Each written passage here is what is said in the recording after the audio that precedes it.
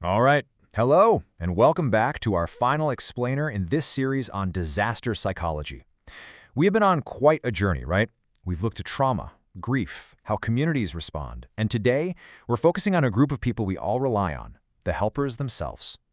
You know, that question really gets to the heart of it all. When everything goes wrong, there are people who run towards the chaos to help. But what about them? Who looks after the paramedics, the firefighters, the aid workers? What systems are actually in place to protect their minds? Well, let's dive in and find out. So our guide through all of this, once again, is the incredible book Katastrofepsykologi by the Norwegian psychologist Atle Dyregrov. This book is, honestly, a cornerstone in the field. And Chapter 8 is dedicated entirely to the systems designed to support first responders. And this is so important, because the mental health of our helpers, it directly impacts how effective any crisis response can be. It's been an amazing journey through this really complex but deeply human subject, and I'm so glad you've stuck with us. We're ending on what is, I think, one of the most vital parts of this entire field, making sure that people who take care of us are also taken care of. So here's how we're going to break it down. First, we'll look at the prep work in the shield before the storm. Then we'll get into what happens during a crisis with support in the field. After that, we'll explore the recovery process in the way back. And finally, we'll wrap it all up by talking about our collective responsibility. Let's start right at the beginning. It turns out the best way to deal with trauma isn't just reacting to it, it's preparing for it before it even happens. This is all about building a psychological shield before the storm ever hits. I mean, the chapter is literally called Help for the Helpers. That tells you everything. Dyregrov's work isn't just about picking up the pieces afterwards. It's about giving responders the tools they need to be resilient from the get-go. So, how do you do that? Well, one of the key ideas is this concept called stress vaccination, or stress vaccinering in Norwegian. And I just love that framing. It's not just training, it's a vaccination. The idea is to expose people to small, controlled doses of information about stress so they can build up a kind of psychological immunity before they face the overwhelming reality of a disaster zone. So what's in this vaccine? Dyregrov lays out a really clear 5-step program. It starts broad, just general info on stress. Then it gets specific, focusing on the kinds of stressors you only find in disasters. It teaches helpers to know the difference between the intense, acute stress of a crisis and just regular daily pressure. And this next part is so important. It normalizes their reactions. It lets them know that what they're feeling is a completely normal response to a totally abnormal situation. And finally, it gives them concrete survival strategies to cope. See, the goal isn't to prevent stress. That's impossible. It's about giving them the tools to manage it. But look, no amount of prep can completely erase the strain of being right in the middle of a disaster. And that brings us to our second section, the lifelines that exist for helpers when they are on an active mission. And out in the field, leadership is absolutely huge.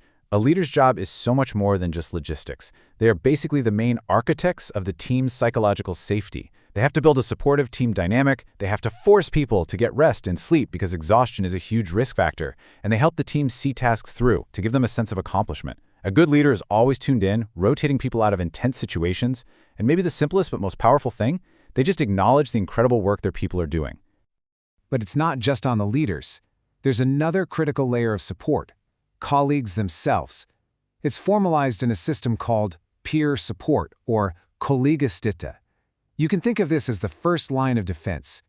It's about creating a culture where team members look out for each other, where they can spot when a colleague is struggling, and where it's okay to step in and offer some immediate support.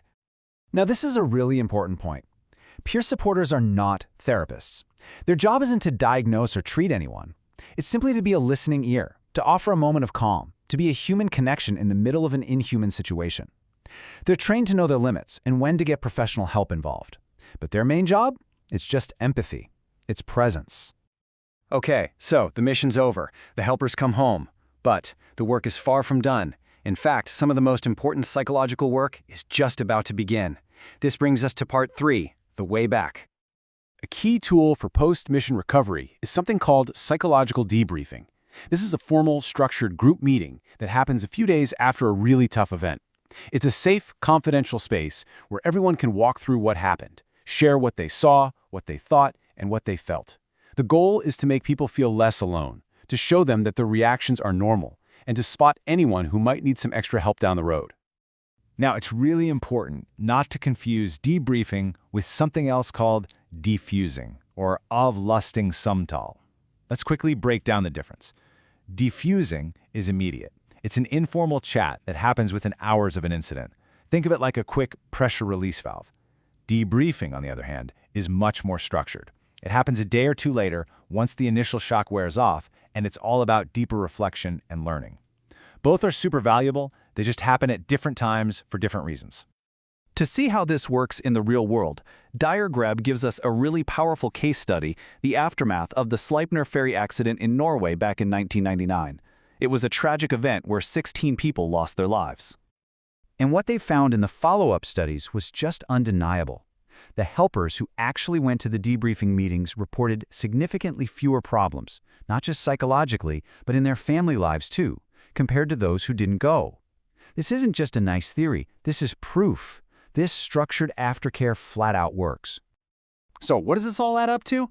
It points to a really comprehensive system of care that happens before, during, and after a crisis.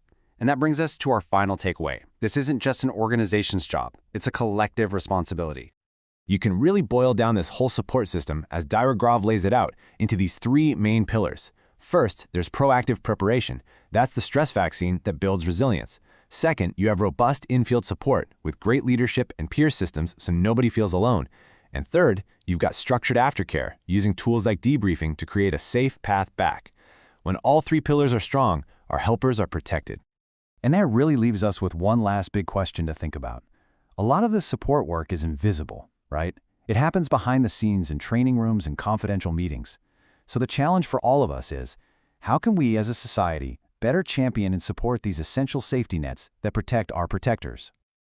And that's a wrap on our final explainer on disaster psychology. Now, if you want to go even deeper on these topics in a more conversational way, I really do recommend checking out our companion podcast series over on Spotify. We have some great discussions on all these chapters. And just a quick disclaimer before we go, the content in this explainer was generated by AI based on the source material. For any definitive academic or professional info, please always go back to the original text and consult with the experts. Thanks so much for watching.